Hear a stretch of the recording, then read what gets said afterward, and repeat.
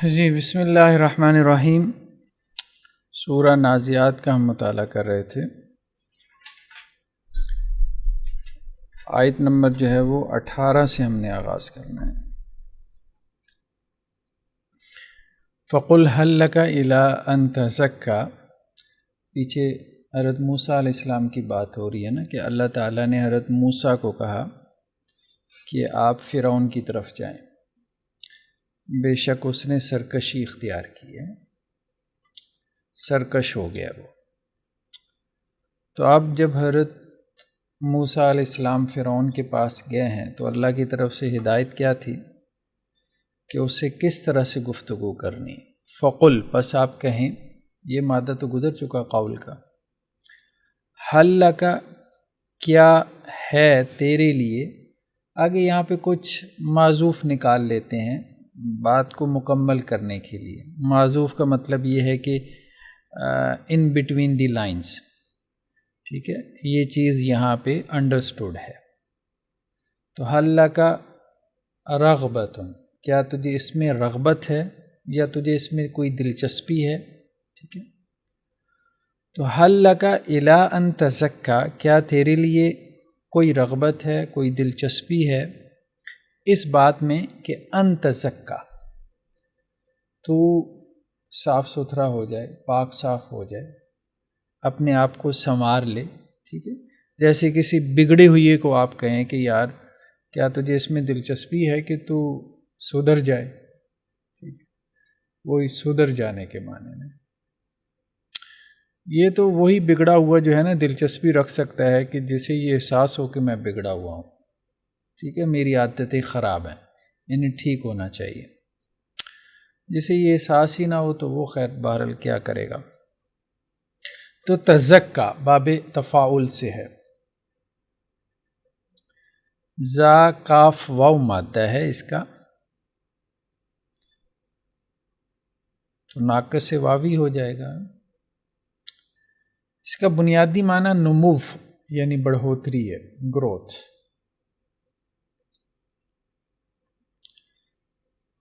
زکزر، یہ عربوں میں محاورتاً استعمال ہوتا ہے کھیتی کے پھلنے پھولنے کے لیے، ٹھیک ہے،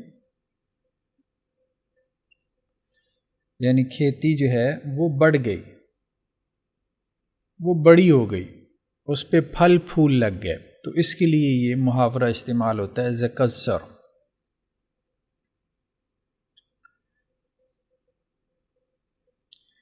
ایہا ازکا طعامن، یہ سورہ کہف میں آتا ہے نا کہ جب ان ساتھیوں میں سے ایک کو انہوں نے بھیجا تھا کہ تم جاؤ اور یہ پیسے لے جاؤ اور کھانا لے کے آؤ بازار سے، تو ساتھ میں اس کو کہا تھا کہ دیکھنا ذرا ازکا طعامن، جو پاکیزہ کھانا ہو، ازکا افعل التفضیل کا صیغہ ہے، تو مراد ایسا کھانا جو روحانی نشو و نما کا باعث بنے۔ حلال جو ہے وہ انسان کی روحانی بالیدگی کا ذریعہ بنتا ہے، ٹھیک۔ تو یہاں مراد ازکا کے دو ترجمے کیے گئے ہیں، ایک تازہ کھانا کیونکہ وہ جسمانی جو ہے وہ نشو و نما کے لیے بہتر ہے، اور دوسرا حلال کھانا بھی کیا گیا ہے کہ وہ روحانی نشو و نما کا باعث اور سبب ہے۔ تو بنیادی معنی اس کا نشو و نما ہے، وہ نشو و نما جسمانی بھی ہو سکتی ہے، وہ روحانی بھی ہو سکتی ہے، ٹھیک ہے، یعنی اس مادے کا بنیادی معنی اس روٹ ورڈ کا وہ نشو و نما ہے، گروتھ ہے۔ جیسے زکوٰۃ جو ہے، زکوٰۃ کو زکوٰۃ کیوں کہتے ہیں کہ یہ روحانی نشو و نما کا سبب ہے۔ دیکھیں نا، زکوٰۃ دینے سے مال بڑھتا تو نہیں ہے نا، کم ہی ہوتا ہے، 100 میں سے 2.5 نکال دیے تو کم ہو گیا، لیکن بڑھا کیا؟ اس کا ایمان بڑھ گیا، اس کی آخرت میں اضافہ ہوا، اس کے اخروی اجر میں اضافہ ہوا۔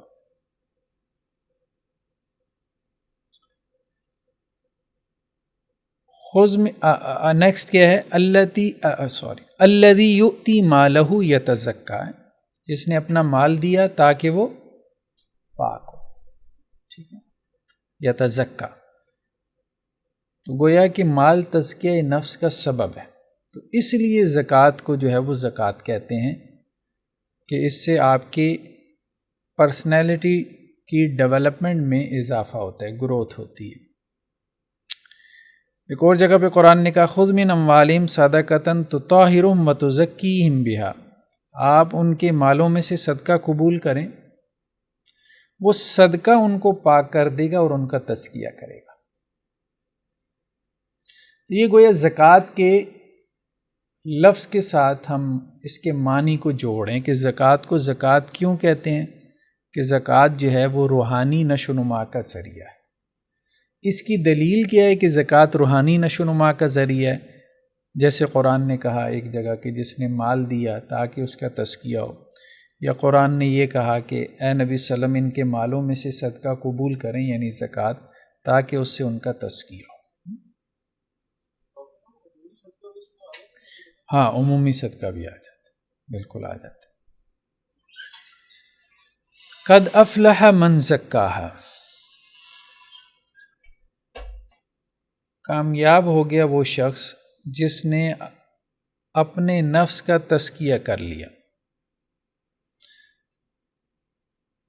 تو تزکیہ یعنی آپ یوں کہہ لیں کہ اصل میں تو اس کو ایمانی گروتھ کہنا چاہیے، آپ اس کو اسپرچول گروتھ بھی کہہ سکتے ہیں۔ بہرحال روحانی سے مراد اب وہ والا روحانی نہیں ہے، ہمارے ہاں اب جو ہے نا روحانی لفظ بہت بدنام ہو گیا، اسپرچولیزم، ٹھیک ہے، تو وہ اس میں ہندو بھی آ جاتے ہیں، اس میں اور بھی بہت سے آ جاتے ہیں، سب کچھ ہی آ جاتا ہے۔ یہ بابے جو گلی محلوں میں بیٹھے ہیں وہ بھی سارے روحانی علاج کر رہے ہوتے ہیں۔ تو عام طور پہ اس کو عمومی معنی میں لے لیا گیا، روح سے متعلق ہر چیز کو جو ہے وہ روحانی کہہ دیا گیا، وہ پازیٹیو ہو یا نیگیٹو ہو، لیکن ہم اس معنی میں روحانی کا لفظ نہیں بول رہے، اس سے مراد ایمانی ہے۔ تو روحانی گروتھ سے مراد ایمانی گروتھ، نیکی کی گروتھ، اللہ کے ساتھ جو ہے وہ تقرب میں اس کی جو گروتھ ہے وہ مراد ہے۔ تو کبھی تزکیہ کی نسبت جو ہے وہ بندے کی طرف ہوتی ہے، قد افلح من زکاہا، وہ کامیاب ہے جس نے اپنے نفس کا تزکیہ کر لیا، اپنے نفس کو سدھار لیا، سنوار لیا۔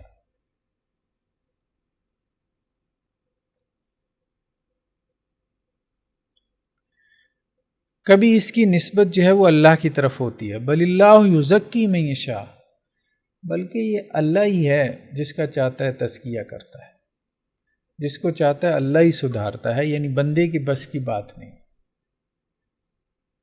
بندے کی طرف بھی کی ہے، رب کی طرف بھی کی ہے، لیکن ظاہری بات ہے کہ یہ کمبینیشن ہے۔ بندہ کہے کہ میں اپنے آپ کو خود سے سدھار سکتا ہوں تو یہ بھی ممکن نہیں ہے، اور وہ یہ کہے کہ میں تو کچھ نہ کروں، سب اللہ ہی کر دے، تو یہ بھی ظاہری بات ہے مطلوب نہیں ہے۔ تو دونوں چیزیں کہ بندہ اپنی طرف سے کوشش کرتا رہے، باقی یہ ہے کہ اللہ کے سپرد کر دے، اللہ کے اوپر اعتماد رکھے۔ اور کبھی تزکیہ کی نسبت جو ہے وہ عمل اور فعل کی طرف ہے، یعنی کبھی خود انسان کی طرف ہے، کبھی اس کے رب کی طرف ہے، کبھی اس عمل کی طرف ہے جو تزکیہ کا سبب بنتا ہے۔ جیسے تو طاہرہم وتزکیہم بہا، اے نبی صلی اللہ علیہ وسلم آپ ان کے مالوں میں سے صدقہ لیں، وہ صدقہ ان کو پاک کر دے گا، وہ صدقہ کرنا ان کا تزکیہ کر کے رکھ دے گا۔ یعنی کچھ اعمال اور افعال ایسے ہیں جو تزکیہ کا سبب بن جاتے ہیں، ذریعہ بن جاتے ہیں۔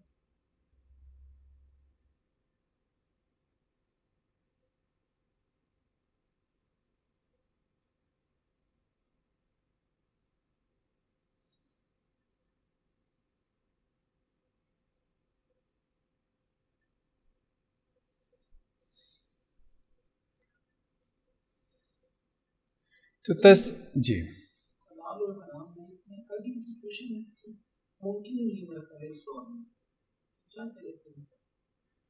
بس یہی ہے کہ انسان ممکن حد تک جو ہے نا، ممکن حد تک کوشش کرے، ٹھیک ہے، حرام سے بچنے کی ممکن حد تک کوشش کرے۔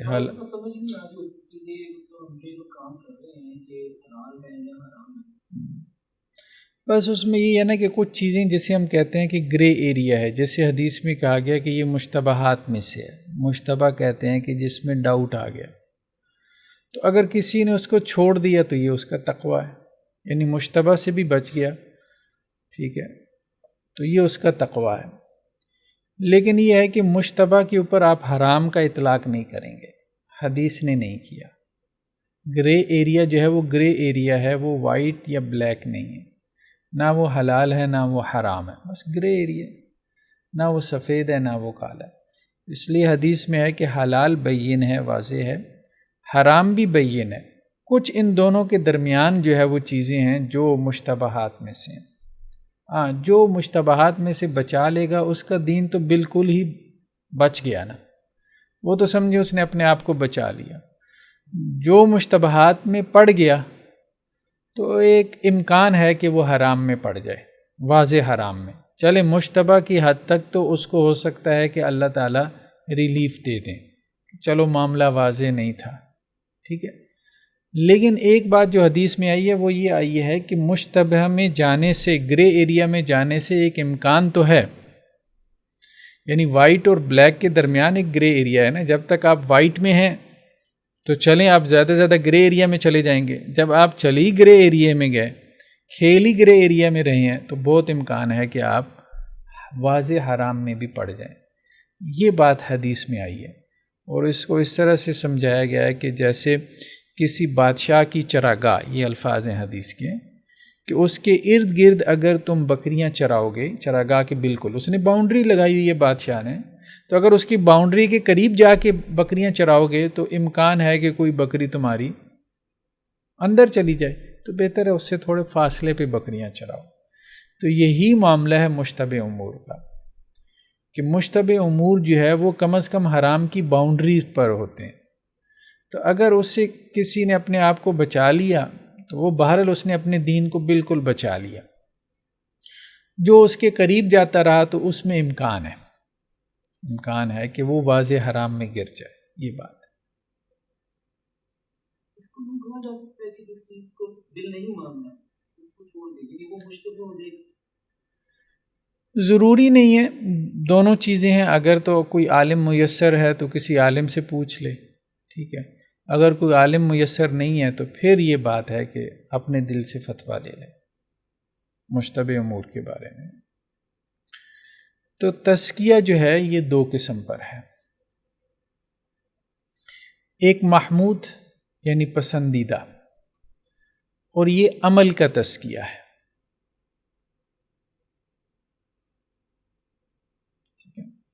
جیسا کہ قد افلح من تزکا، اللہ نے کہا کہ وہ کامیاب ہے، سکسیسفل وہ ہے کہ جس نے اپنے آپ کو سدھار لیا، ٹھیک ہے،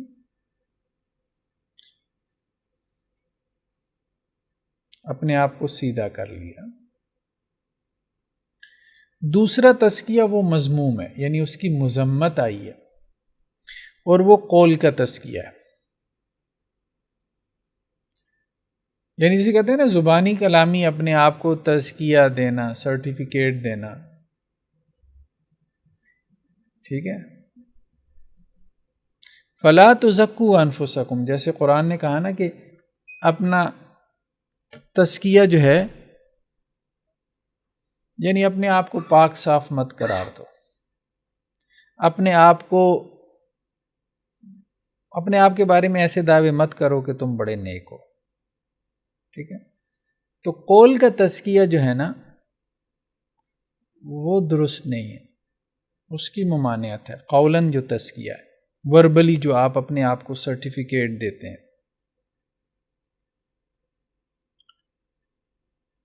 عمل کا تزکیہ مطلوب ہے، بس اپنا عمل سدھارتے رہو، بس ٹھیک ہے۔ والذین هم للزکاۃ فاعلون، یہاں پہ زکوٰۃ کا جو لفظ ہے اس سے دونوں معنی لیے گئے، لغوی بھی اور اصطلاحی بھی۔ بعض اہل علم نے اس سے مراد لغوی معنی لیا ہے، یعنی تزکیہ، کہ اللہ کے بندے وہ ہیں، مومن وہ ہیں جو اپنے تزکیے پہ کاربند رہتے ہیں، فاعلون، فاعل کی جمع فاعلون، ٹھیک ہے، یعنی اپنا تزکیہ کرتے ہی رہتے ہیں، اپنے تزکیہ یا تزکیہ یوں بھی کہہ لیں اپنی اکاؤنٹیبلٹی کے بارے میں پریشان رہتے ہیں، ٹھیک ہے، سوچتے رہتے ہیں اپنے بارے میں. اور دوسرا معنی یہ بھی کیا گیا ہے کہ وہ زکوٰۃ پر کاربند رہتے ہیں، زکوٰۃ دیتے رہتے ہیں. تو لیکن بہرحال زکوٰۃ بھی چونکہ تزکیہ کا سبب ہے.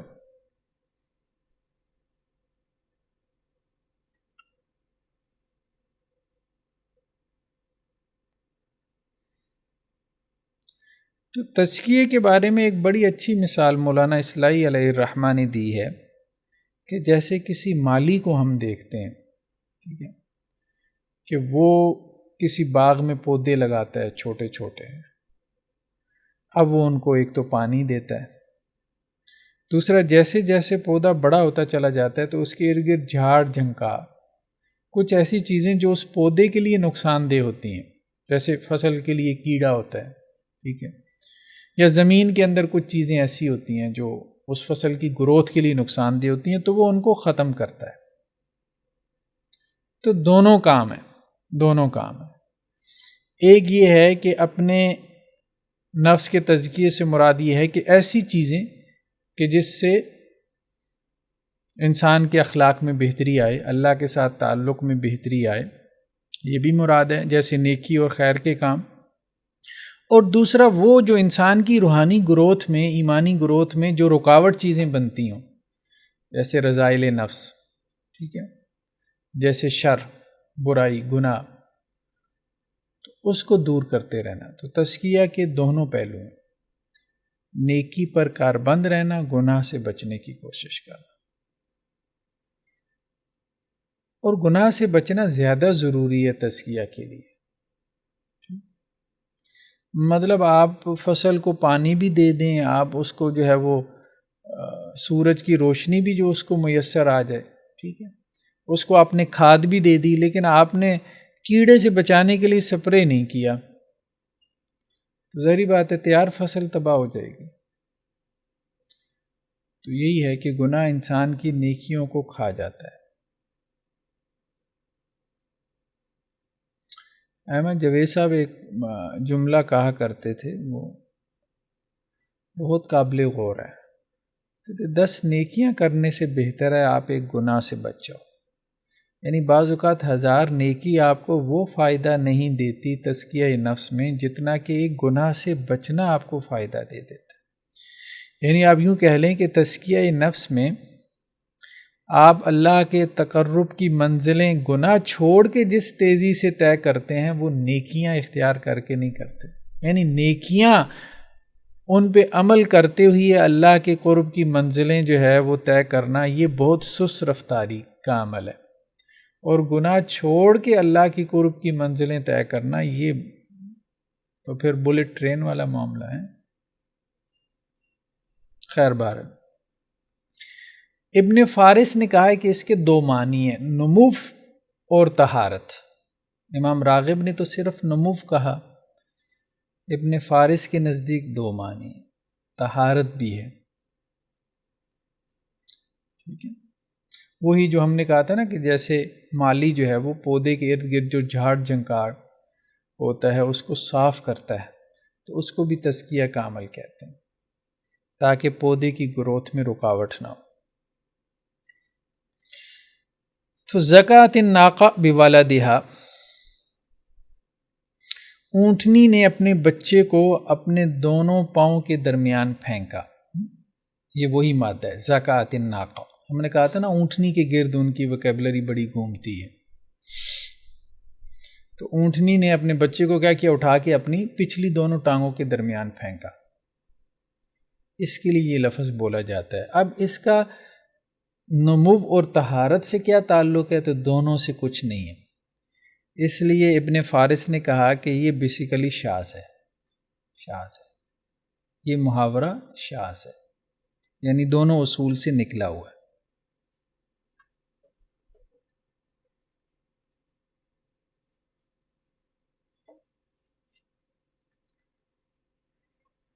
نیکسٹ کیا ہے، وَأَهْدِيَكَ إِلَىٰ رَبِّكَ فَتَخْشَىٰ.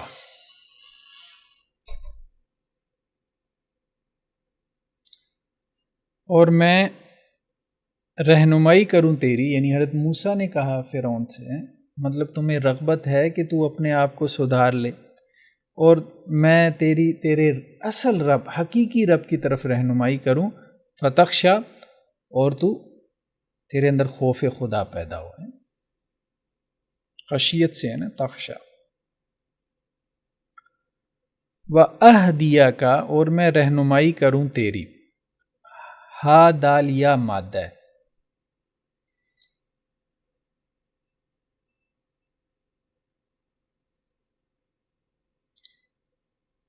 امام راغب نے کہا ہے کہ لطف و کرم سے کسی کی رہنمائی کرنا،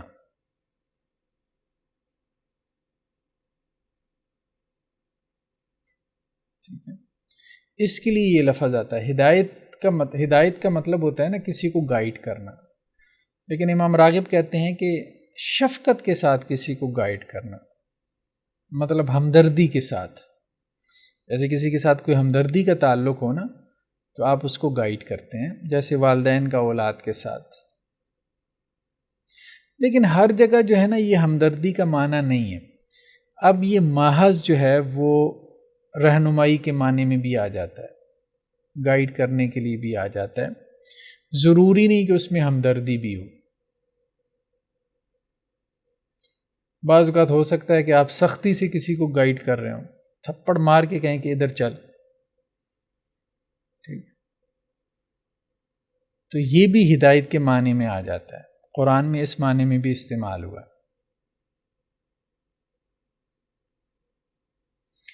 حواد الوحش، حواد الوحش، وحشی جانوروں کو کہتے ہیں، جنگلی جانور۔ تو جنگلی جانور آپ نے دیکھا ہوگا نا، جیسے وہ کبھی کبھی ویڈیوز آتی ہیں نیشنل جیوگرافک چینل کی، وہ جنگل میں نا گائے، جو جنگلی گائے ہوتی ہیں غول کے غول، تو ان کا جو اگلے والا جو دستہ ہوتا ہے نا، ہراول دستہ، اس کو حواد الوحش کہتے ہیں، جو سارے ریوڑ کو کیا کر رہا ہے، گائیڈ کر رہا ہے۔ ظاہری بات ہے وہ مائیگریٹ کرتے رہتے ہیں نا، ایک چراگاہ سے دوسری چراگاہ کی طرف، بہت بڑے جنگل ہوتے ہیں، یا پانی کم ہو جاتا ہے تو پھر وہ ایک جگہ سے دوسری جگہ کی طرف نکلتے ہیں، تو وہی مطلب وہ رہنما ہوتا ہے نا، اس لیے اس کو حواد الوحش کہتے ہیں۔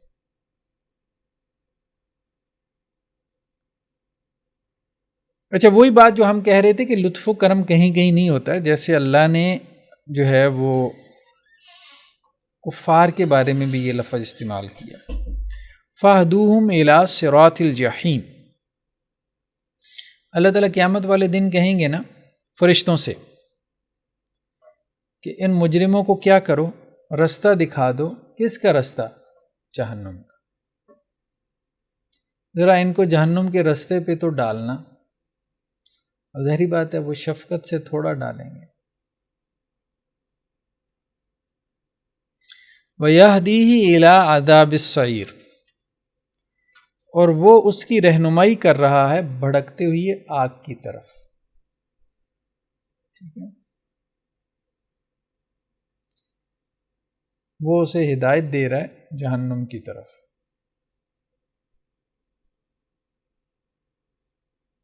وہی بات ہے نا کہ ہمارے پیر صاحب بہت پہنچے ہوئی ہیں، اس نے کہا ہاں ہمیں بھی پتہ ہے پہنچے ہوئی ہیں، لیکن جہنم میں پہنچے ہیں۔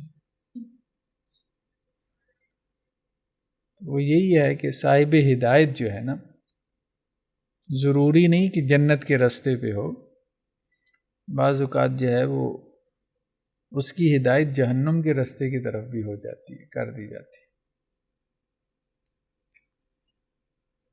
تو امام راغب کا کہنا یہ ہے کہ ہدایت کے 4 درجے ہیں۔ پہلا ہے جبلی، جو انسٹنکٹ میں ہے، انسان کی جبلت میں، انسٹنکٹ، جیسے یا عقل میں ہے، عقل وہ بھی، ربنا الذی اعطى كل شیء خلقہ ثم ہدی، اللہ نے ہر چیز کو پیدا کیا، ٹھیک ہے، اور پھر اسے ہدایت دی، یعنی ہر چیز کی جبلت میں پیدائشی طور پہ کچھ ہدایت موجود ہے کہ اس نے کیسے زندگی گزارنی ہے۔ جیسے بچہ جو ہے جب اس دنیا میں آتا ہے تو ظاہری بات ہے اسے کس نے سکھایا ہے کہ اس نے دودھ کیسے پینا ہے، ماں کا دودھ کیسے پینا ہے، تو یہ جبلی ہدایت ہے، وہ ساتھ لے کر آیا۔ اب ایک چھوٹی سی چڑیا ہوتی ہے، اب آپ دیکھیں کہ وہ کس طرح سے اپنا گھونسلہ بناتی ہے، شاید ہم بھی اس طرح سے نہ بنا پائیں۔ تو یہ جبلی ہدایت ہے جو اس کی جبلت میں ہے، یعنی پیدائشی طور پہ اس میں ہے۔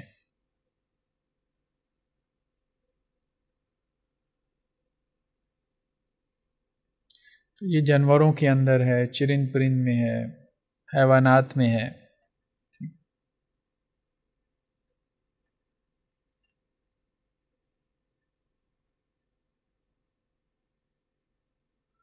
دوسرا جو ہے وہ پیغمبرانہ اور آسمانی کتابوں کی جو رہنمائی ہے، پیغمبروں کی رہنمائی یا آسمانی کتابوں کی رہنمائی، یہ بھی ہدایت کہلاتی ہے۔ وَجَعَلْنَا مِنْهُمْ أَئِمَّةً يَهْدُونَ بِأَمْرِنَا، بنی اسرائیل کے بارے میں آیا نا کہ ہم نے ان میں کچھ امام بنائے، لیڈرز بنائے جو ہمارے حکم سے ان کی رہنمائی کرتے تھے۔ اللہ کا حکم یعنی اللہ کی طرف سے جو وحی تھی وہ وحی پیغمبروں پہ آئی، کتابوں پہ آئی۔ تو ایک ہدایت وہ ہے جو اللہ نے ہر کسی کو دے دی، عقل جیسے دے دی، یا اس کی جبلت میں اللہ تعالیٰ نے کچھ چیزیں ڈال دی، ٹھیک ہے، ایک رہنمائی تو وہ۔ دوسری وہ ہے جو اللہ نے پیغمبروں کے ذریعے دی، وہ اضافی طور پہ آ گئی، یعنی اس کے اوپر اضافہ ہے جبلی ہدایت کے اوپر۔ تیسرا جو ہے توفیق خاص کے معنی میں بھی آتا ہے ہدایت۔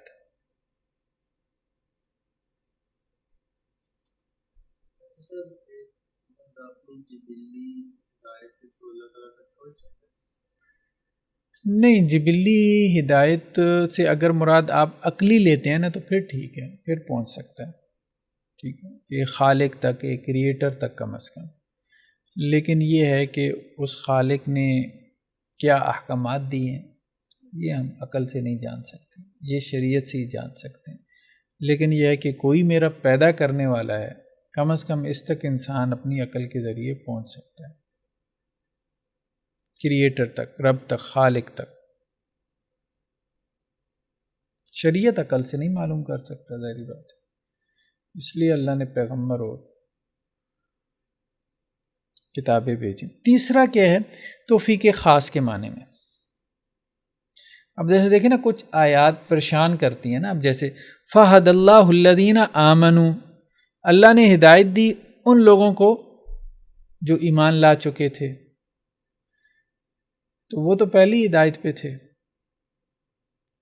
ایمان تو خود ہدایت ہے، ہدایت کا رستہ ہے، تو ان کو ہدایت، یعنی کافروں کو تو ہدایت کا مطلب سمجھ میں آتا ہے، تو اہل ایمان کو اللہ نے ہدایت دی، اس سے کیا مراد ہے؟ توفیق خاص۔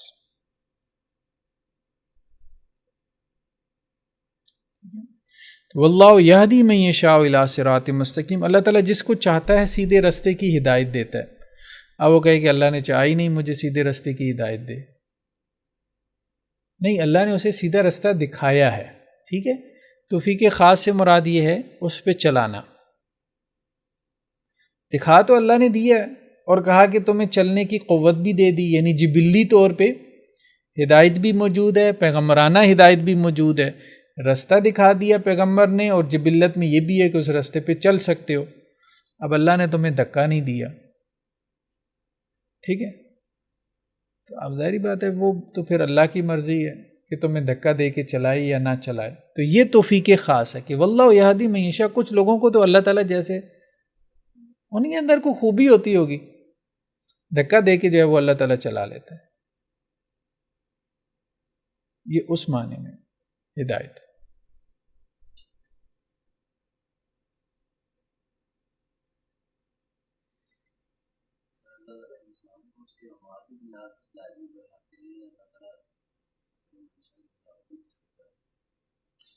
بیسیکلی تو عمل ہی ہے، انسان کا عمل ہی ہے۔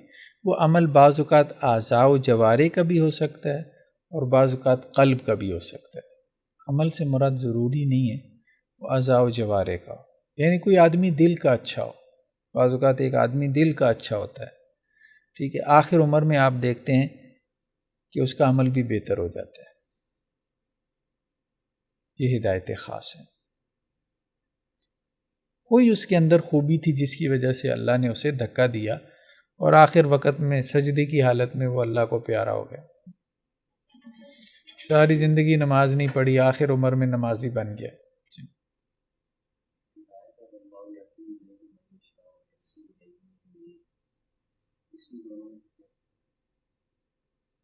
وہ تو ہے ہی ہے نا، وہ تو ہے ہی ہے، اس کی تو ہم اس میں تو کوئی ایسا مطلب تعارض والی بات تو ہے ہی نہیں۔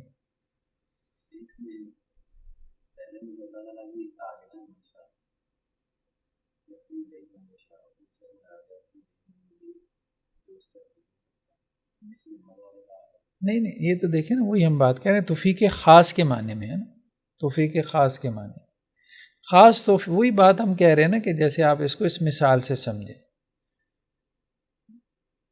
کہ کسی نے آپ کو رستہ دکھا دیا، کہا کہ بھائی یہ رستہ ہے، ٹھیک ہے، اس پہ چلو گے تو آپ کامیاب رہو گے اور آپ چل بھی سکتے ہو، ٹھیک ہے، بس اتنا کافی ہے۔ ایک ہدایت کا یہ معنی ہے، اصل معنی یہی ہے۔ اور دوسرا یہ ہے کہ اس نے ہاتھ پکڑا اور کہا کہ نہیں میں تو تجھے لے کے ہی جاؤں گا، یہ توفیق خاص ہے، یہ اللہ تعالیٰ کسی کسی کے ساتھ کرتے ہیں، یہ بات ہم کہہ رہے ہیں کہ میں تو تجھے اس پہ چلاؤں گا ہی چلاؤں گا۔ صحیح بخاری میں ایک روایت ہے، کچھ لوگ جو ہے نا وہ جنت میں داخل ہوں گے ایسے جیسے بیڑیوں میں جکڑے ہوئے ہوں، یعنی جیسے انہیں زبردستی جنت میں لایا گیا، وہ نہیں چاہتے تھے، مطلب نہ چاہنے سے مراد دل کی چاہت نہیں ہے، مطلب عمل میں خیر بہرحال، تو یہ توفیق خاص مراد ہے۔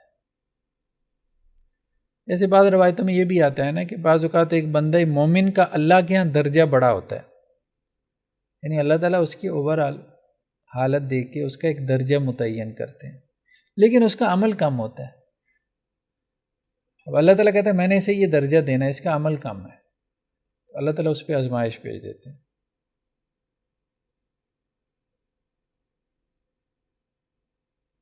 تو سبب تو وہی بنتا ہے، عمل ہی بنتا ہے،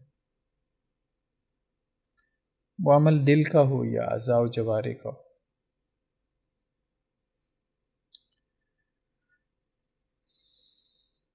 اب جیسے دیکھیں نا یہ آیت ہے ان الذین آمنوا وعملوا الصالحات یہدیہم ربہم بایمانہم، جو لوگ ایمان لے کے آئے اور جنہوں نے نیک عمل کی، اب ظاہری بات ہے جو ایمان بھی لے آیا نیک عمل بھی کر رہا ہے تو اب اس سے بڑھ کے اور کیا ہدایت ہے، لیکن اللہ تعالیٰ کہہ رہے ہیں ان کو ان کا رب ہدایت دیتا ہے بایمانہم، ان کی ایمان کے ساتھ، یعنی پہلے سے ایمان موجود ہے، پھر اللہ تعالیٰ ان کو ہدایت دیتا ہے، مراد یہی ہے کہ مزید توفیق دیتا ہے کہ وہ اس رستے پہ چلتے رہیں، ٹھیک ہے، تو رستہ دکھانا اور بات ہے اور رستے پہ چلانا یہ بھی ہدایت میں ہے۔ اہدنا الصراط المستقیم کا ایک معنی یا اللہ ہمیں سیدھا رستہ دکھا، اور ایک یہ ہے کہ یا اللہ سیدھے رستے کے اوپر ہمیں چلا ہی دے، مطلب میرے لیے تو چلنا مشکل ہے، میرے اندر تو اتنی ہمت نہیں ہے، آپ ہی کوئی خاص کرم کریں اور مجھے سیدھے رستے پہ چلا دیں۔ والذین جاہدوا فینا، اور جنہوں نے ہمارے رستے میں کوشش کی ہمیں پانے کے لیے، لنہدینہم سبلنا، اس کا ایک معنی تو یہ کیا جاتا ہے نا ہم ان کے لیے کیا کریں گے، رستے واضح کر دیں گے، دوسرا یہ کہ ہم لازماً ان کو رستوں پہ چلا دیں گے، صحیح رستوں پہ چلا دیں، وہی توفیق خاص سے مراد چلانا۔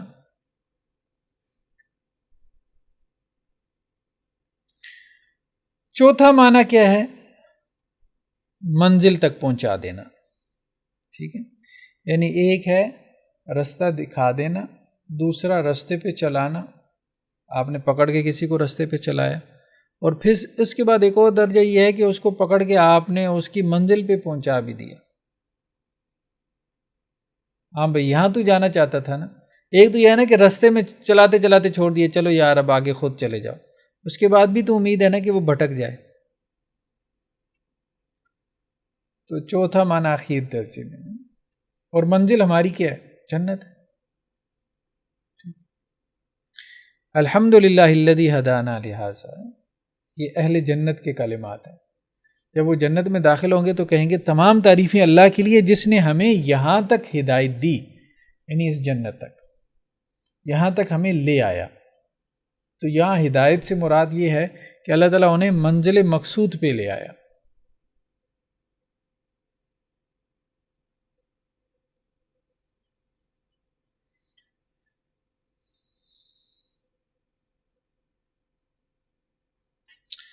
امام راغب نے یہ بھی کہا ہے کہ جس سے پہلا درجہ حاصل ہوگا تو اسے دوسرا بھی حاصل ہوگا. ٹھیک ہے، مطلب اب کسی کے پاس جبلی رہنمائی نہیں ہے، عقلی رہنمائی نہیں ہے، عقل ہی نہیں ہے مثال کے طور پہ، تو پیغمبر اسے رستہ دکھاتے رہیں تو ایک مجنون آدمی کو کیا، تو پہلا درجہ ہوگا تو دوسرا ہوگا، پھر دوسرا ہوگا تو تیسرا حاصل کر پائے گا. یعنی پیغمبرانہ رہنمائی ہوگی تو پھر ہی توفیق خاص ملے گی نا. پیغمبر نے سیدھا رستہ دکھایا ہوگا تو تبھی تو اس پہ چلنے کی توفیق ملے گی، اور تیسرا ہوگا تو چوتھا ہوگا. وہی بات کہ رستے پہ چلے گا پیغمبر کے بتائیے یا اللہ تعالیٰ چلائیں گے تبھی تو منزل پہ پہنچے گا.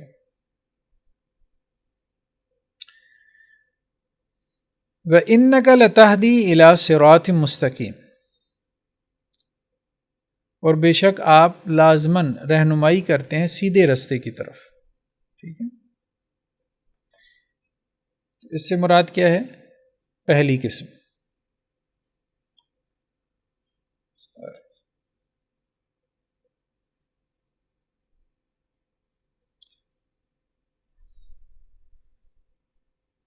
ہاں چلا گیا.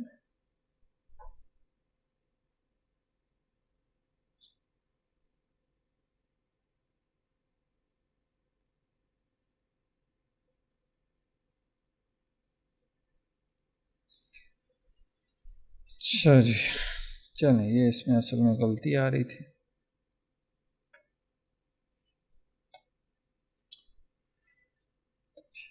وَإِنَّكَ لَتَهْدِي إِلَىٰ صِرَاطٍ مُسْتَقِيمٍ اور يَهْدُونَ بِأَمْرِنَا.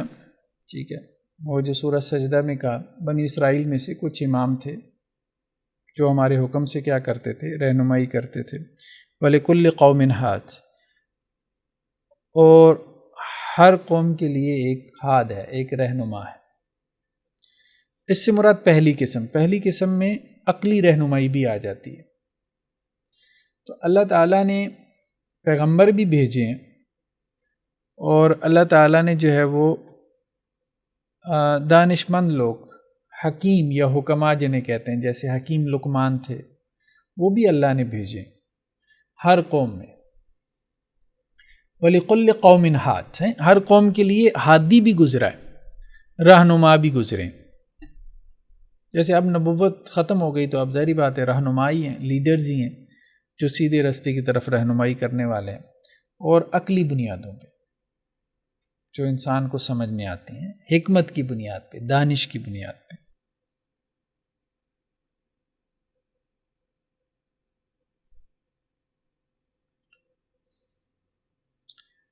اور پیچھے جو بنی اسرائیل کے بارے تذکرہ ہے وہ بھی ان کے ائمہ، لیڈرز کا تذکرہ ہے نا. وَجَعَلْنَا مِنْهُمْ أَئِمَّةً، انبیاء کا نہیں ہے. تو اس لیے امام راغب کا کہنا یہ ہے کہ یہاں عقلی رہنمائی ہے، پہلا درجہ.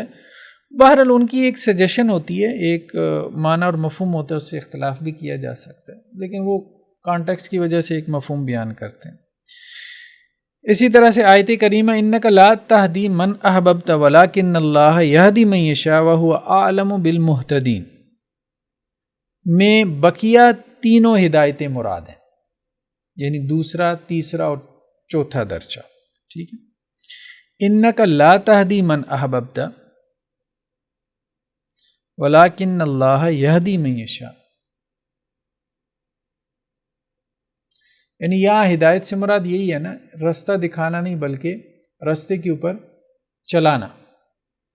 آپ رستے پہ نہیں چلا سکتے، یہ اللہ ہی ہے جس کو چاہتا ہے رستے پہ چلاتا ہے، یا جس کو چاہتا ہے رستہ دکھاتا ہے،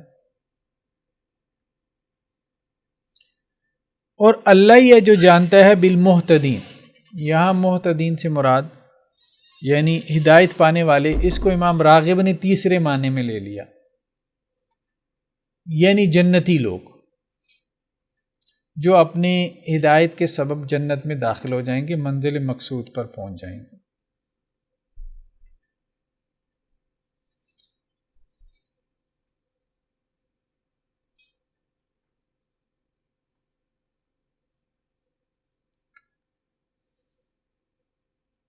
اسی طرح آیات کیف یہد اللہ قوما واللہ لا یہد القوم الظالمین، اور ذالک بانہ مستحب الحیات الدنیا علی الآخرہ وان اللہ لا یہد القوم الکافرین میں تیسری یا چوتھی ہدایت مراد ہے۔ اب بات سمجھیں، یعنی وہ یہ کہہ سکتا ہے نا کہ اللہ تعالیٰ تو خود ہی کہہ رہا تھا کہ میں ظالم قوم کو ہدایت نہیں دیتا، میں کافروں کو ہدایت نہیں دیتا، یہی معنی ہے نا واللہ وان اللہ لا یہدی القوم الکافرین، کہ اللہ تعالیٰ کافروں کو ہدایت نہیں دے گا۔ اگر یا اللہ خود ہی کہہ دیا تھا تو نے ہدایت نہیں دینی، تو پھر اگر میں ہدایت پہ نہیں تھا تو میرا کیا قصور؟ ہاں، شیطان کا طریقہ۔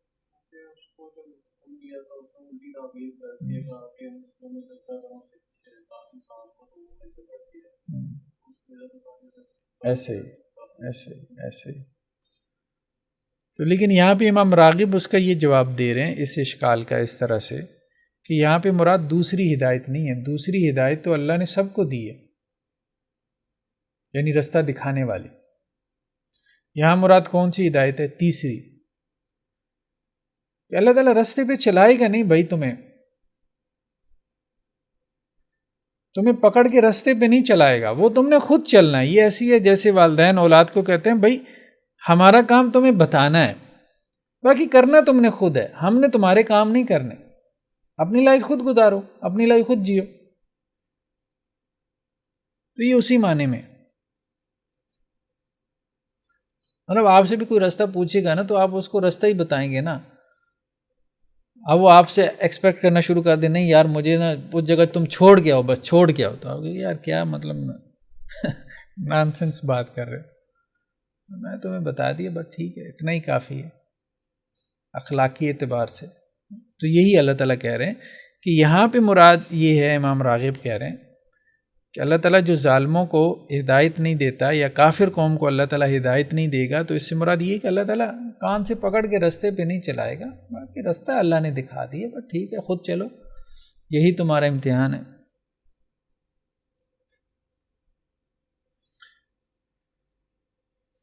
اسی طرح لیس علیک ھداھم ولکن اللہ یہدی من یشاء،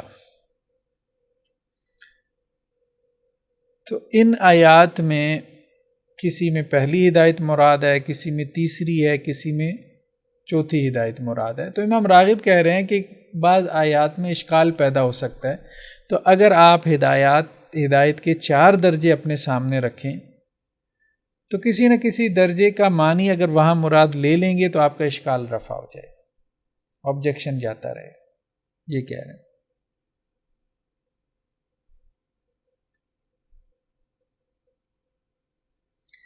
ٹھیک ہے جی۔ الہدا اور الہدایہ لغت میں دونوں کے معنی سیم ہے، ٹھیک ہے، تو قرآن میں دونوں ہی استعمال ہوئی ہیں نا۔ ہدایت کا لفظ تو اس طرح سے نہیں آیا بعینہ ہی، لیکن ہدا کا لفظ آیا، اور زیادہ تر ہدا کا لفظ ہی آیا قرآن میں۔ اولئک علی ھدی من ربہم، ہدا سے مراد ہدایت ہی ہے، دونوں مصدر ہیں نا، ہدا بھی مصدر ہے، ہدایت بھی مصدر ہے۔ ھدی للناس فاما یأتینکم منی ھدی، ٹھیک ہے، قل ان ھدی اللہ یعنی اللہ کی ہدایت، وھدی وموعظۃ للمتقین ولو شاء اللہ لجمعهم علی الھدی، وہی ہدا کا لفظ زیادہ ہے، یہی بات ہدایت کے معنی میں۔ نیکسٹ کیا ہے؟ اہتداء، باب افتعال سے یہ لفظ اہتدا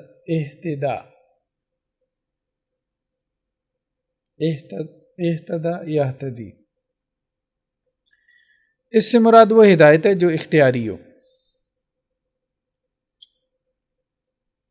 یا طلب ہدایت کے لیے بھی آتا ہے، باب افتعال کا ایک خاصا طلب بھی ہے۔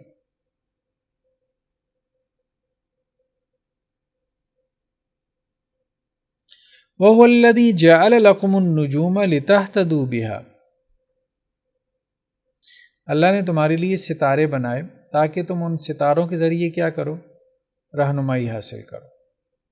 یعنی اس کو امام راغب اختیاری کہہ رہے ہیں نا، وہ وحی کی رہنمائی کو کیا کہہ رہے ہیں کہ وہ لازم ہے، اور وہ جو دنیاوی معاملات میں رہنمائی ہوتی ہے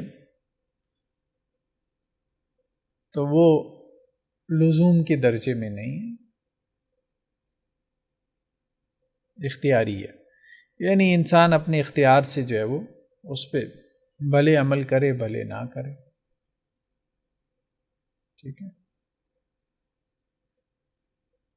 انسان کی مرضی ہے نا، انوینشنز کرے یا نہ کرے، اپنی آسانی کے لیے ایجادات کرے یا نہ کرے۔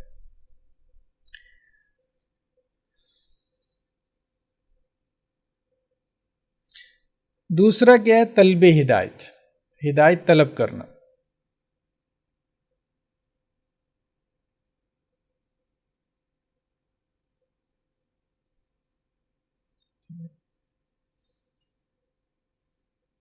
وَإِذْ آتَيْنَا مُوسَى الْكِتَابَ وَالْفُرْقَانَ لَعَلَّكُمْ تَهْتَدُونَ،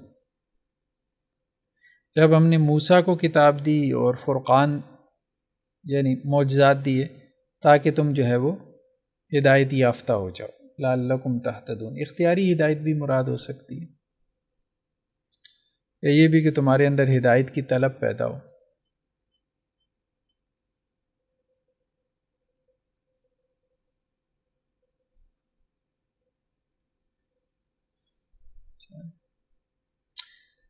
الہدی، حج کا لفظ استعمال ہوا ہے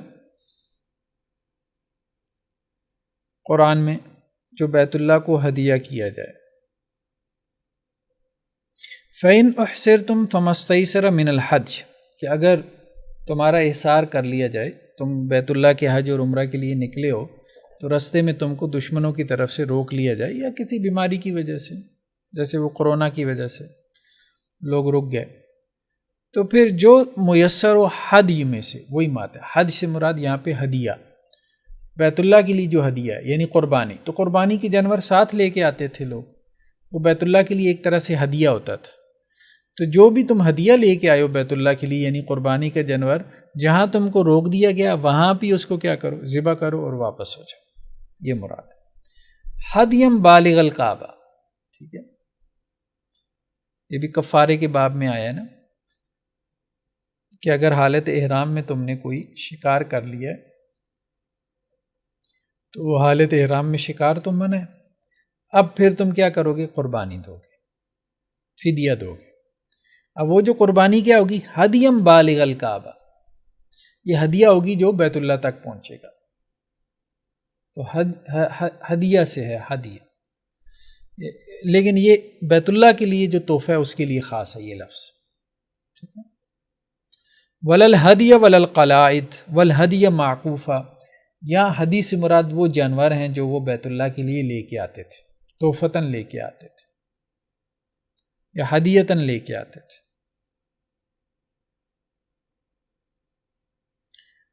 جو دوسرا لفظ ہے ہدیہ، وہ عام ہے، وہ عام ہے، کسی کو بھی آپ کوئی ہدیہ دیں،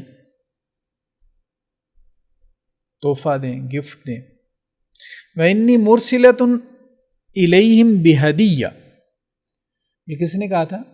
ملکہ سبا نے، ٹھیک ہے، کہ میں حضرت سلیمان علیہ السلام کی طرف بھیجنے والی ہوں بِهَدِيَّةٍ، ہدیہ، تو اگر تو وہ بادشاہوں میں سے ہوئی ہے تو وہ ہمارے ہدیے قبول کر لیں گے اور ہمارے اوپر چڑھائی نہیں کریں گے، اور اگر وہ بادشاہوں میں سے نہیں ہے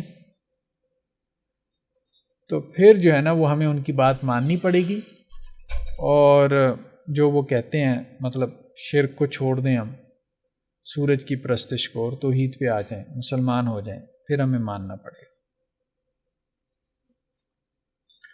بل انتم بہدیتکم تفرحون، تم اپنے ہدیہ جو ہے جو تم لے کے آئے ہو اس پہ تم خوش رہو، یعنی ہمیں تمہارے ہدیے نہیں چاہیے۔ رسول اللہ علیہ السلام نے واپس کر دیے تھے نا۔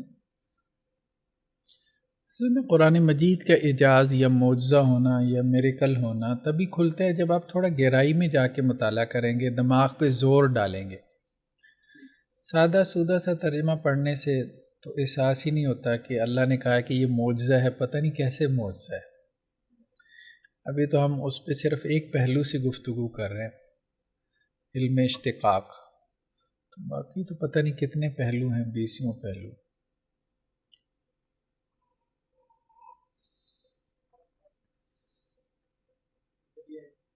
ختم ہوگا سیشن، مائنڈ میں آپ اپنے ساتھ کوئی چھوٹے ریسرچ بھی کریں،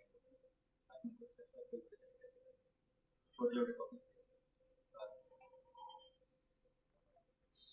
لیکن یہ عربی اچھی ہو تو یہ بہت بڑا موضوع ہے، مجھ سے تو نہیں سمجھ رہا۔ اب دیکھیں لمبا کام ہے یہ، تو لوگ اپنے طور پہ جو ہے نا یہ چیزیں نکالیں اس طرح سے اور اس کو کمپائل کر کے پھر جو ہے نا وہ ایک کتابی صورت دے دی جائے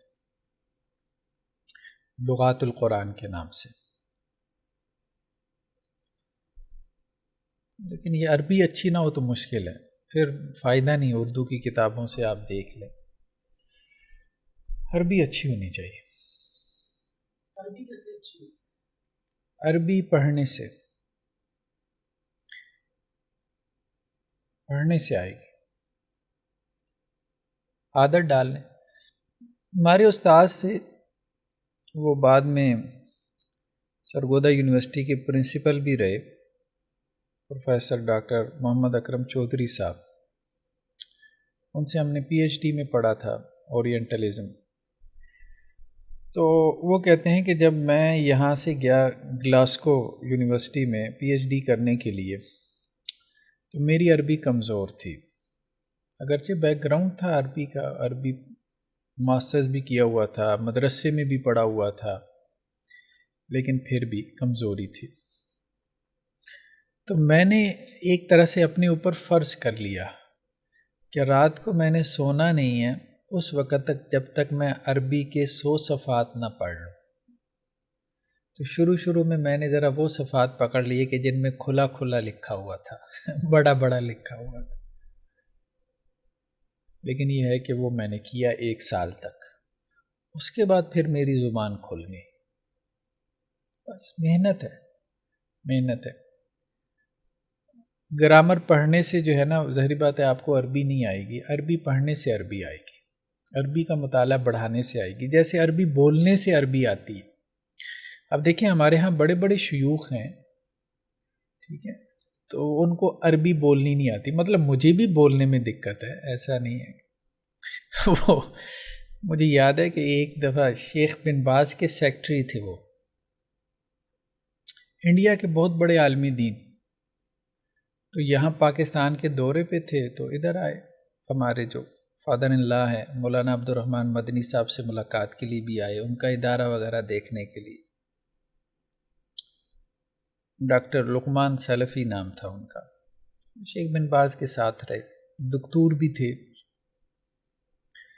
تو وہ عربی وربی میں بات چیت کرتے تھے، مجھے سمجھ تو آتی تھی، تو مجھے کہتے ہیں تم کیوں نہیں عربی بول رہے؟ تو میں نے کہا مجھے بات تو سمجھ میں آ رہی ہے لیکن میں بول نہیں سکتا۔ یار عجیب بات ہے، آپ عربی کیوں نہیں بول سکتے؟ تو پھر وہ جو میرے برادر اللہ تھے انہوں نے کہا کہ یہ مدرسے میں جو ہے مقامات حریری پڑھا رہا ہے، اور میں پڑھا بھی رہا تھا۔ مقامات حریری جو ہے وہ عربی ادب کی مشکل ترین کتاب ہے۔ تو وہ ایسے ہکا پکا حیران، تم مقامات حریری پڑھا رہے ہو اور تمہیں عربی بولنی نہیں آتی؟ تو بات یہ ہے کہ اصل میں انہوں نے اس طرف توجہ نہیں کی نا کہ یہ سکل ہے، جس سکل کے اوپر آپ توجہ کریں گے، اس کی پریکٹس کریں گے، وہ آپ کو آ جائے گی۔ مطلب اگر میں 1 مہینہ عربوں میں رہوں گا، یا کوئی بھی ہمارے شیخ الحدیث 1 مہینہ کیا 2 ہفتے، تو وہ فر عربی بولیں گے۔ لیکن وہ جو بیریئر ہے نا لینگویج کا، ایک ہیزیٹیشن ہے، تو اس کی تو اسی طرح سے بعض اوقات آپ کے پاس نالج ہوتا ہے لیکن آپ کے پاس اس کی پریکٹس نہیں ہے. ٹھیک ہے، آپ نے گاڑی چلانے کا علم حاصل کر لیا، اب گاڑی چلائیں گے تو چلانی آئے گی نا. بھلے گاڑی چلانے میں اب جیسے مثال کے طور پہ آپ نے جو ہے وہ گاڑی کے پرزوں کے اوپر جو ہے نا PhD کر لی ہے، ٹھیک ہے، لیکن وہ جو لڑکا کسی دکان پہ کام کر رہا ہے اور اس کا 5-10 سال کا ایکسپیرینس ہے گاڑی کے پرزے کھولنے کا، بہرحال وہ آپ سے آگے کھڑا ہے. ہاں یہ ہو سکتا ہے کہ آپ جب پریکٹس کریں گے تو آپ اس سے آگے کھڑے ہوں گے، لیکن پریکٹس بہت ضروری ہے. انسان کو پرفیکشن اسی سے ملتی ہے. تو ہمارے ہاں جو علمی پورا ایک نظام ہے اس میں پریکٹس کی کمی ہے. جیسے مدارس میں عربی بولی نہیں جاتی، کچھ مدارس میں بولی جاتی ہے تو بچوں کو آ بھی جاتی ہے. تو اسی طرح سے ہمارے ہاں زیادہ زور گرامر پڑھانے پہ دیا گیا، وہ گرامر کی ایسی کی تیسی، ٹھیک ہے. تو اب گرامر میں ہمارے لوگ اتنے تیز ہوتے ہیں کہ عربوں کی بھی غلطیاں نکال لیتے ہیں.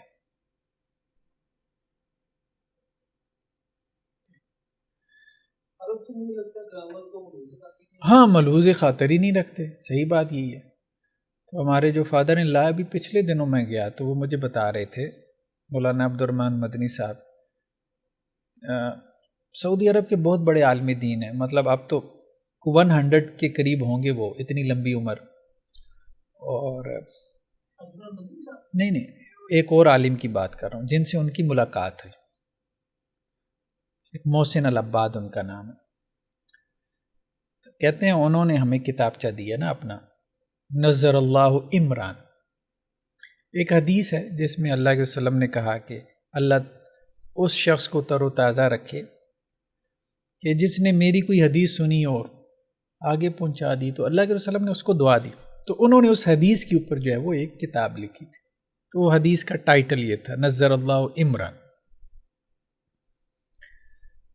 کہتے ہیں میں نے وہ حدیث کا ٹائٹل دیکھا تو میں نے انہیں کہا کہ یہ غلط ہے، آپ نے عمران میں حمزہ کے بعد جو ہے وہ الف ڈالا ہوا ہے، جبکہ گرامر کا قاعدہ یہ ہے کہ اگر آخر میں حمزہ ہو یا گول تا ہو اور وہ حالت نصب میں ہو تو اس کے بعد الف نہیں آتا. کہتے ہیں وہ پھر انہوں نے اس کو تسلیم کیا، اپریشیٹ بھی کیا، اور ساتھ میں مجھے کتاب تحفے میں بھی دی. تو کہنے کا مقصد یہ ہے کہ ہمارے لوگ بولنے میں کمزور ہیں کیونکہ بولنے کا محاورہ نہیں ہے. تو جس چیز میں محنت کروائی گئی ہے اس میں وہ سکلفل ہیں، جس چیز میں محنت ہی نہیں کروائی گئی تو اس میں وہ کیسے سکلفل ہوں. تو اس لیے عربی ریڈنگ بھی نہیں کروائی جاتی. یہ تو ندوۃ العلماء نے آ کے یہ ہمارے ہاں کوشش کی ہے، جو اب معروف مطلب مدرسہ ہے، آپ لوگ جانتے ہوں گے، تو وہ پھر باقاعدہ ادب پڑھتے پڑھاتے تھے. یہ ضروری ہے، ایک ریڈنگ اور دوسرا سپیکنگ. بولنے سے بولنی آئے گی، پڑھنے سے پڑھنی آئے گی. تو ریڈنگ سے آپ کی انڈرسٹینڈنگ بہتر ہوتی ہے اور بولنے سے جو ہے وہ آپ کی سپیکنگ اور جو لسننگ ہے وہ بہتر ہوتی ہے. لیکن بولنے کا تو ہمارے یہاں آپ کوئی وہ ماحول ہی نہیں ہے، انوائرمنٹ نہیں ہے. چلیں انگریزی میں تو پھر کوئی انوائرمنٹ ہوتا ہے لیکن وہ تو ہے نہیں. تو اس لیے ہمارے ہاں ہوتا یہ ہے کہ جو سعودی عرب سے پڑھ کے بھی لوگ آتے ہیں، 4 سال 8 سال لگا کے آتے ہیں، وہاں ان کا محاورہ بن بھی جاتا ہے. جب واپس آتے ہیں ماحول نہیں ہے تو وہ پھر وہ محاورہ نکل جاتا ہے ذہن سے. یہ ایک بڑی کمی ہے، یہ نیچرل ہے. ہاں لیکن یہ ہے کہ ریڈنگ اور جو انڈرسٹینڈنگ ہے، پڑھنا اور سمجھنا، کم از کم یہ تو آپ خود سے بھی کر سکتے ہو. اس کے لیے آپ کو ماحول کی ضرورت نہیں ہے، یہ ماحول تو آپ خود بھی بنا سکتے ہو. اب مجھے کسی کتاب کا اردو ترجمہ دستیاب ہو تو میں اردو میں نہیں پڑھتا، بلکہ پڑھی نہیں جاتی. عجیب بات یہ پڑھی نہیں جاتی، عربی میں ہی پڑھتا ہوں. تو ایک وہ بن گیا ہے، ذوق سا بن گیا، اس سے کافی امپرومنٹ ہوئی ہے، بہت بہتری ہے. خیر بہرحال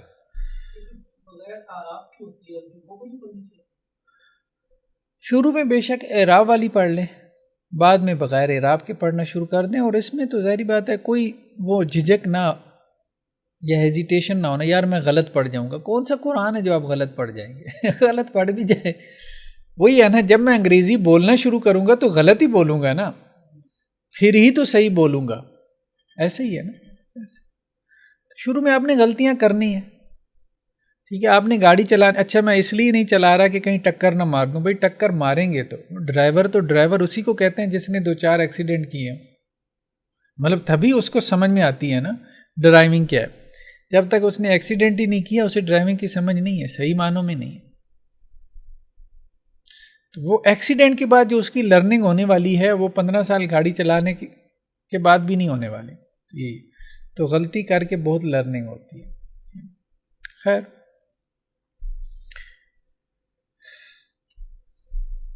تو ابن فارس کے نزدیک، یہ بات پہلے بھی گزری ہے امام راغب کے حوالے سے بھی، کہ یہ اسی معنی میں بنیادی معنی اس کا رہنمائی ہے.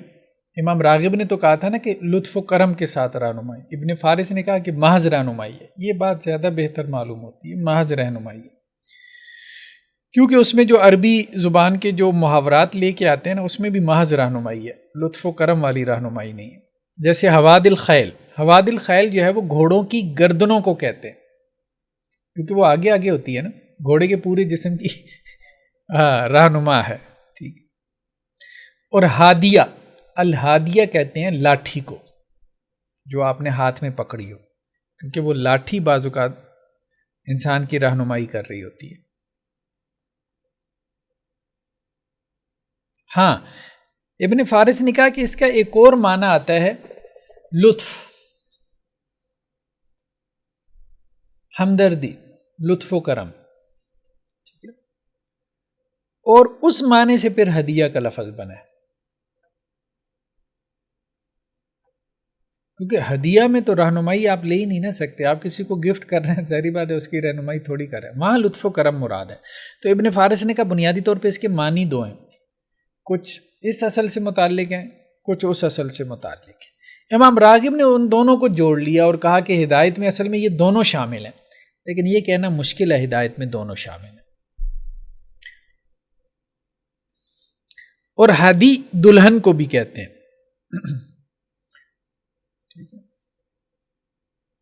مطلب دلہن بھی ایک طرح سے ہدیہ ہے نا. باپ نے جو ہے وہ اپنی بیٹی اس کو جو ہے وہ ہدیتاً دی ہے. اس میں لطف و کرم کا پہلو ہے. ٹھیک ہے، مطلب جس کے ساتھ اس کی شفقت کا تعلق ہوگا اسی کو تو وہ اپنی بیٹی دے گا. وَأَهْدِيَكَ کا، اور میں رہنمائی کروں تیری اِلَىٰ رَبِّكَ، تیرے رب کی طرف، یعنی جو تیرا حقیقی رب ہے. وہ تو خود رب بنا بیٹھا تھا نا فرعون. حضرت موسیٰ نے اسے کہا ہے کیا تجھے اس میں دلچسپی ہے کہ میں تیرے حقیقی رب کی طرف رہنمائی کروں، فتخشا، اور تیرے اندر خوف خدا پیدا.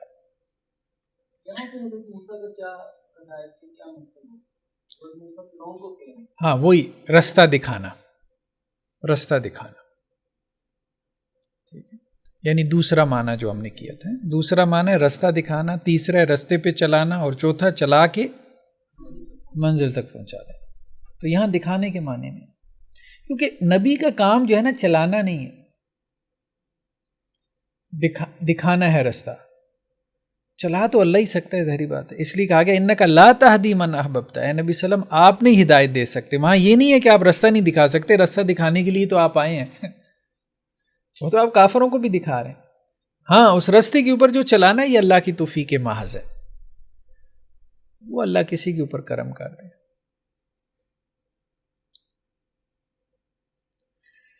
فتخشا، خا شین یا مادہ، خشیت خوف کے معنی میں. مجازن اس سے مراد علم بھی ہوتا ہے.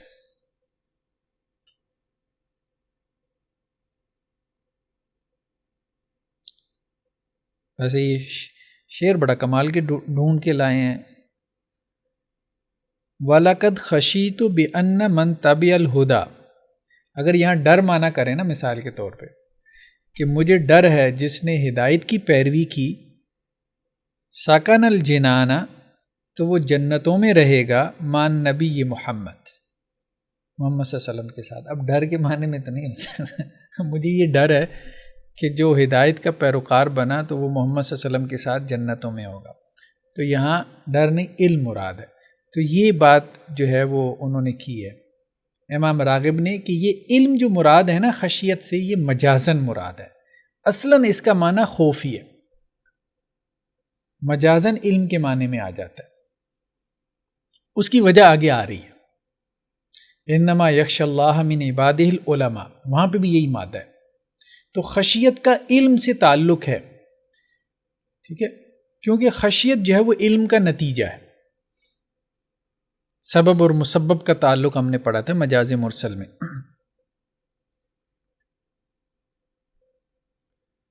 خشف جو ہے ردی کھجور کو کہتے ہیں، یعنی جو خشک ہو، بے مزہ کھجور.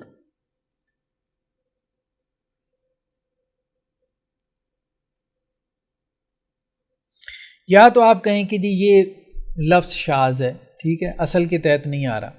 یا امام راغب کی طرح تکلف کریں تو آپ یہی کہیں گے کہ جیسے انسان خوف سے خشک ہو جاتا ہے تو اسی طرح خش اس کھجور کو کہتے ہیں جو خشک ہو گئی. مطلب جوڑنے کے لیے ساتھ.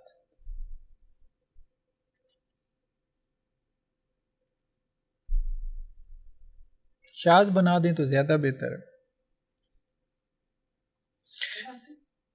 جی، اللہ کے خوف سے مراد ایسا خوف نہیں ہے جیسا کہ شیر اور بھیڑیے کا خوف. اللہ کے خوف سے مراد وہ خوف ہے جو محبت سے پیدا ہوتا ہے. جیسے بچہ جو ہے نا ماں کی ناراضگی سے خوف کھاتا ہے، وہ ماں کو بھوت چڑیل نہیں سمجھتا. ایک تو بھوت چڑیل کا خوف ہے نا اس کے ڈر میں، جسے وہ دیکھنا بھی نہیں چاہتا. تو ماں سے اس کا ڈر کیا ہوتا ہے کہ یہ ناراض ہو جائے گی. ہمارے ہاں یہ جو علماء ممتاز مفتی کی کتاب شاید آپ نے پڑھی ہو، تلاش، وہ کہتے ہیں نا کہ وہ ہمیں اللہ تعالیٰ کا خوف ایسے ڈال دیا گیا ہے، اللہ معصوم نے جو لفظ یوز کیا گیا عجیب تھا، جیسے جو خوفناک دیا ہوتا ہے وہ پکڑ لے گا، چکر لے گا، بات بات پہ ہمیں جو ہے وہ جانوں. یہ والا خوف، ہاں بس وہی مراد ہے. وہ خوف جو ہے نا بہرحال کچھ نیگیٹو اثر بھی ڈالتا ہے. جیسے یہ بھی کہا ہے انہوں نے شاید کسی جگہ پہ، کوئی بٹیارن ہے، ہاں بٹیارن ہے جو بھٹی میں ڈالنے کے لیے بیٹھی ہوئی ہے. تو خیر بات امام راغب جی.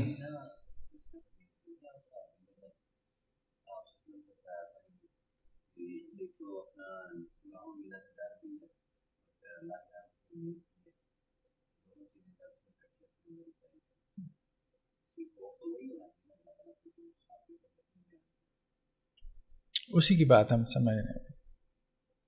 خشیت جو ہے امام راغب یہ کہتے ہیں کہ وہ خوف ہے جس میں تعظیم شامل ہو، اور یہ عموماً علم کی بنیاد پر ہوتا ہے. ٹھیک ہے،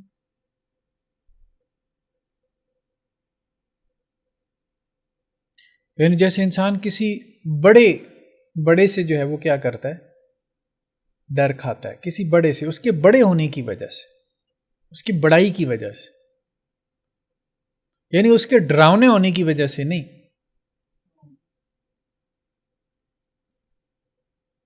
ڈراؤنا ہونے کی وجہ سے، ڈراؤنا ہونا کسی کا یہ تو منفی پہلو ہے.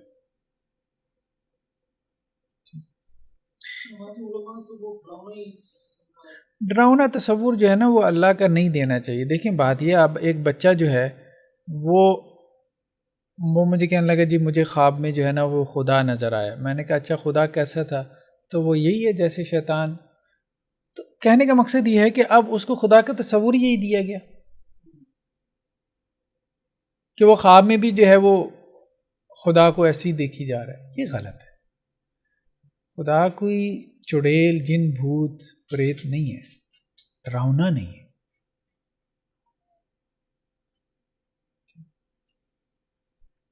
تو تعظیماً جو خوف پیدا ہوتا ہے نا، جیسے ماں کی مثال ہے، یہ خشیت تعظیماً.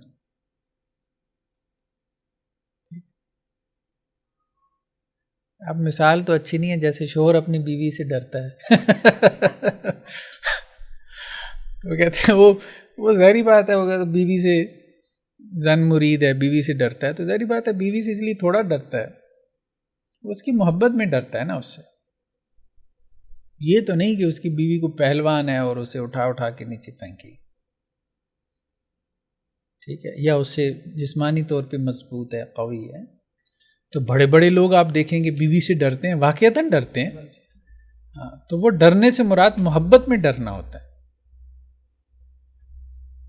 ٹھیک ہے، اس کو اہمیت دیتے ہوئے یہ ڈرنا ہوتا ہے. جب آپ کسی چیز کو اہمیت دیتے ہیں نا، تو یہی تعظیم سے مراد یہی ہے.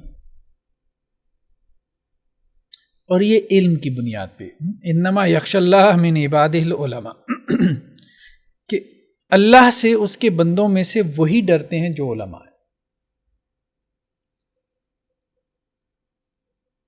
یعنی جن کے اوپر اللہ کی کبریائی، اللہ کی عظمت، اللہ کی بڑائی واضح ہو، تو ان میں اللہ کی خشیت پیدا ہو جاتی.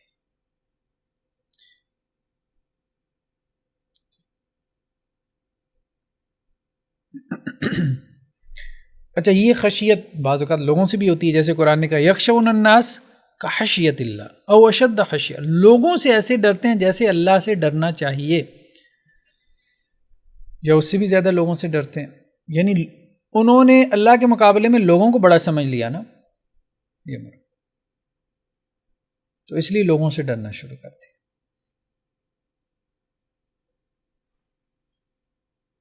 اور اہل ایمان کا معاملہ کیا بیان فرمایا، وَيَخْشَوْنَهُ وَلَا يَخْشَوْنَ أَحَدًا إِلَّا اللَّهِ، اللہ کے علاوہ کسی سے نہیں ڈرتے، کیونکہ سب سے بڑا اللہ کو سمجھتے ہیں، تو پھر اللہ کے علاوہ کسی سے کیا ڈریں. وَلَا تَقْتُلُوا أَوْلَادَكُمْ خَشْيَةَ إِمْلَاقٍ، مفلسی کے ڈر سے اپنی اولاد کو قتل مت کرو، کیونکہ مفلسی کے ڈر سے کون قتل کرے گا؟ جب وہ افلاس کو بہت بڑی چیز سمجھ لے گا نا، تبھی قتل کرے گا نا. لمن خشی العنت منکم، لونڈی سے نکاح کے بارے میں یہ آیات آئی ہیں کہ یہ لونڈی سے نکاح کی اجازت ہے، لیکن یہ بہتر نہیں ہے. آزاد عورت سے نکاح کرو، لونڈیوں سے نکاح جو ہے وہ اچھا نہیں ہے. اور یہ لیکن اجازت اللہ نے دی ہے، کس کو؟ لمن خشی العنت منکم، جو تم میں سے مشقت میں پڑنے سے کیا ہو، ڈر جائے. یعنی جسے لگے کہ یار آپ، یعنی جس کو زنا جو ہے نا، اس کو لگے اب میں اس میں پڑ جاؤں گا، یا اپنے آپ کو بچانا اس کو اب بہت مشکل لگ رہا ہے، اس کے لیے، یعنی جس کا ڈر غالب ہو جائے زنا میں پڑنے کا. دوسرا لفظ کیا ہے خشیت کے علاوہ؟ خوف. خوف کہتے ہیں، یہ بھی قرآن نے استعمال کیا نا لفظ. یہ آیت تھوڑی سی کٹ گئی ہے، قالوا لا تخف، اس کو میں درست کر لیتا ہوں. خیر بار، مستقبل کے ضرر کا ڈر، فیوچر میں اگر آپ کو کوئی نقصان پہنچنے والا ہو اس سے ڈرنا. قالوا لا تخف انا ارسلنا الی قوم لوط، کنہوں نے کہا تھا؟ فرشتوں نے کہا تھا نا کہ آپ ڈریں مت، بے شک ہم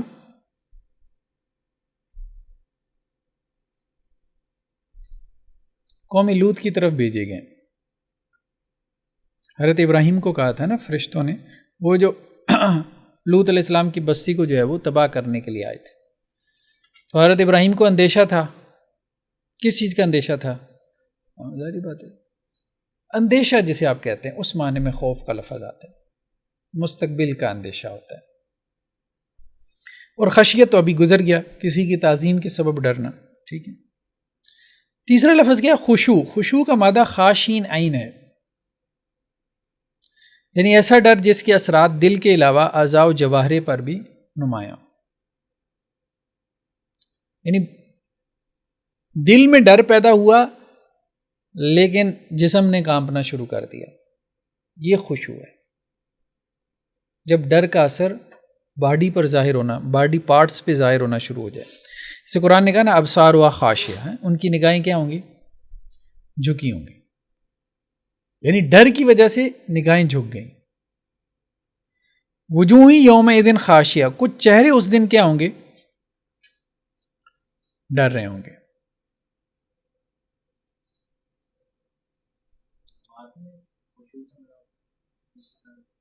نماز میں خشوع سے مراد یہی ہے کہ دل میں اللہ کا ایسا ڈر اور خوف پیدا ہو کہ جس کے اثرات اس کی جسم سے ظاہر ہوں. جیسا کہ بعض روایتوں میں آتا ہے نا کہ ایک بندے کو اللہ کے رسول نے دیکھا کہ وہ نماز میں داڑھی سے کھیل رہا ہے. تو اللہ کے رسول نے کہا اگر اس کے دل میں خشوع ہوتا تو یہ ایسا نہ کرتا.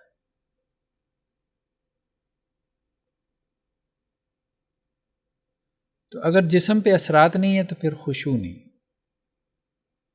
یعنی آپ یوں کہیں کہ وہ ڈر اتنا انسان پہ غالب آ جائے کہ اس کے اثرات اس کے جسم سے ظاہر ہونا شروع ہو جائیں. دنیا کا بھی بعض کا ڈر ایسا ہوتا ہے، ٹھیک ہے.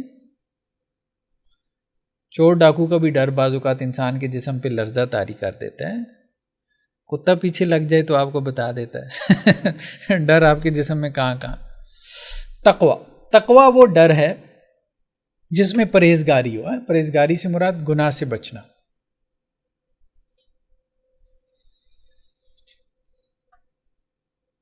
یعنی جس ڈر کے نتیجے میں انسان گناہ سے بچ جائے وہ تقوی ہے، یا جو ڈر انسان کو گناہ سے بچا دے وہ تقوی ہے.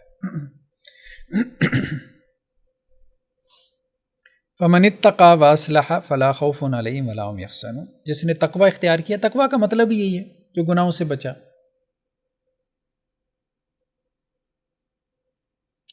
بچنا اور بچانا ہے. واقعنا باب افتعال سے معنی بچنا ہے اور ثلاثی مجرد سے بچانا. واقعنا عذاب النار، ہمیں آگ کے عذاب سے بچا ہے.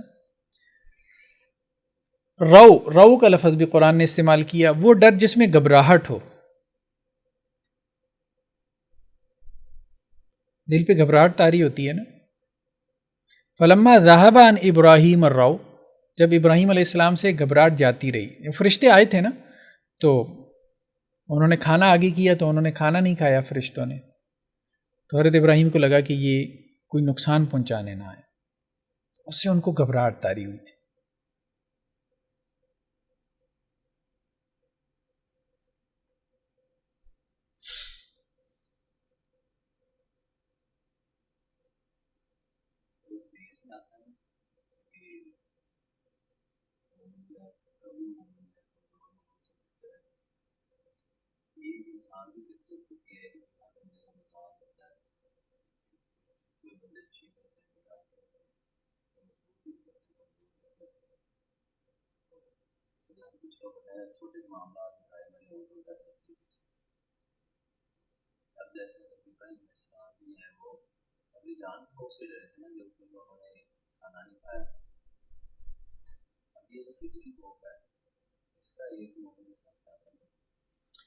فطری خوف سے تو مطلب اس کو قرآن نے کنسیڈر کیا. جیسے حضرت موسیٰ علیہ السلام کو دیکھیں،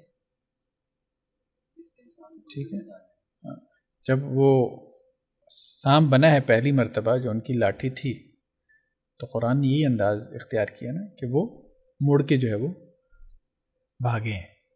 تو اللہ تعالیٰ نے یہی کہا کہ اے موسیٰ،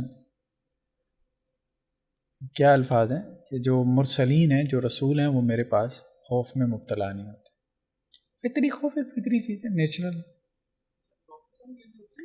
خدا اور بندے میں تو فرق رہے گا نا. کس کی؟ رو ہاں. نہیں یہ مختلف کیفیتیں ہیں. یعنی یہ انٹینسٹی جو ہے وہ آپ نہیں دیکھ رہے، آپ مختلف کنڈیشنز دیکھ رہے ہیں. رو میں جو ہے وہ گھبراہٹ شامل ہوتی ہے، ٹھیک ہے، رو میں گھبراہٹ شامل ہوتی ہے. ضروری نہیں کہ ہر خوف میں گھبراہٹ ہو. مطلب جیسے کہتے ہیں نا دل گھبرانا، کچھ خوف ایسے ہوتے ہیں جن میں دل گھبراتا ہے، ٹھیک ہے. رہب سے مراد وہ ڈر ہے کہ جس میں احتیاط ہو.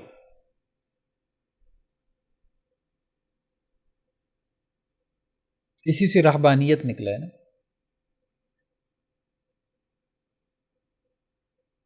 مثال کے طور پہ کبھی مجھے نا کتوں سے بڑا ڈر لگتا ہے. فجر کے لیے بندہ جائے نا کبھی مسجد میں تو بندہ دائیں بائیں دیکھتے ہی جاتا ہے کہیں آ تو نہیں رہا. جس میں احتیاط ہو. گھر سے نکلنے سے پہلے ایک جاتی مار لیں. وَيَدْعُونَنَا رَغَبًا وَرَهَبًا، وہ ہمیں پکارتے ہیں رغبت کے ساتھ بھی اور خوف کے ساتھ بھی. یعنی اللہ کا ایسا خوف کہ جس کی وجہ سے اس کی زندگی میں کیا ہو، احتیاط پیدا ہو جائے. اللہ کے حوالے سے احتیاط پیدا ہو جائے، یہ مراد ہے. اور اسی سے رہبانیت کا لفظ بھی بنا. وَرَهْبَانِيَّةً ابْتَدَعُوهَا، اور رہبانیت کی بدعت انہوں نے ایجاد کی.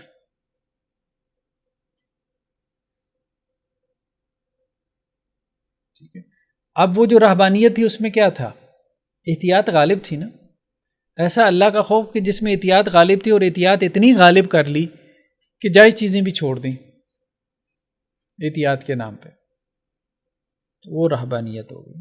یعنی دنیا میں رہ سکتے تھے، کھا پی سکتے تھے، لیکن حلال کو بھی ترک کر دیا. نیکسٹ کیا ہے؟ روب. روب سے مراد وہ ڈر ہے کہ جس سے انسان کا دل بھر جائے، خوف سے بھر جانا.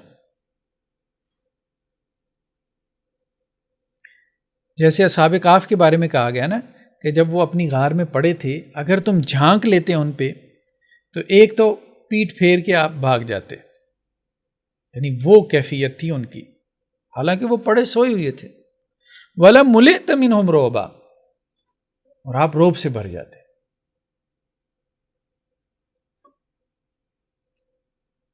تو خوف سے بھر جانا. نیکسٹ کیا ہے؟ وجف. وجف ہے خوف میں دل کا تیزی سے دھڑکنا، دھڑ دھڑ دھڑ جیسے دل کرتا ہے. جیسے قرآن نے کہا قلوب یومئذ واجفہ، اس دن ان کے دل کیا ہوں گے؟ خوف سے لرز رہے ہوں گے.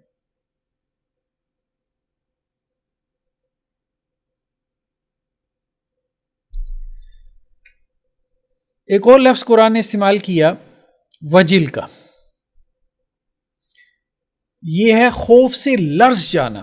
ایک ہے دل کا تیز دھڑکنا، وہ دھڑکن تو ظاہر بات ہے کچھ دیر تک جاری رہے گی نا، ٹھیک ہے. اور ایک ہے کہ ایک ہی دفعہ جیسے وہ کیفیت آ رہی ہو، لرز کے رہ جائے انسان، لیکن وہ ایک ہی دفعہ ہے. یہ لرزنا ہے.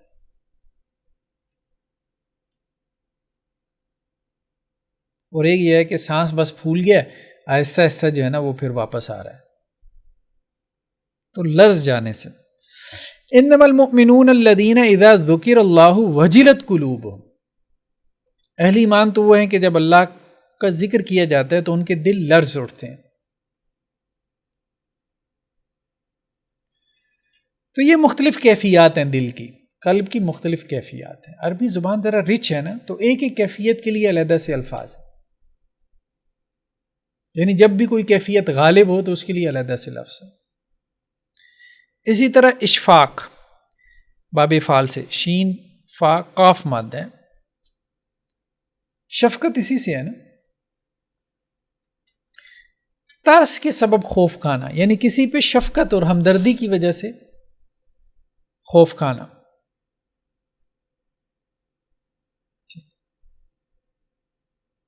یعنی کسی پہ بعض اوقات آپ خوف کھا رہے ہوتے ہیں نا، اسے ہمدردی رکھتی ہوئی، یار اسے کچھ ہو نہ جائے. یہ ترس ظالمین مشفقین مما کسبوا، اور بعض اوقات یہ ترس انسان کو اپنے اوپر بھی آ رہا ہوتا ہے. انسان اپنے بارے میں مجھے کچھ نہ ہو جائے تو خوف کھا رہا ہوتا ہے نا اپنے بارے میں. تو آپ ظالموں کو دیکھیں گے کہ وہ ڈر رہے ہوں گے اس سے جو انہوں نے کمایا، اپنے اعمال سے خوف زدہ ہوں گے. یعنی قیامت کے دن کی حالت بیان ہو رہی ہے کہ ظالم قیامت والے دن اپنے اعمال سے خوف زدہ ہوں گے، اپنے اوپر ترس کھاتے ہوئے. یہ مراد ہے.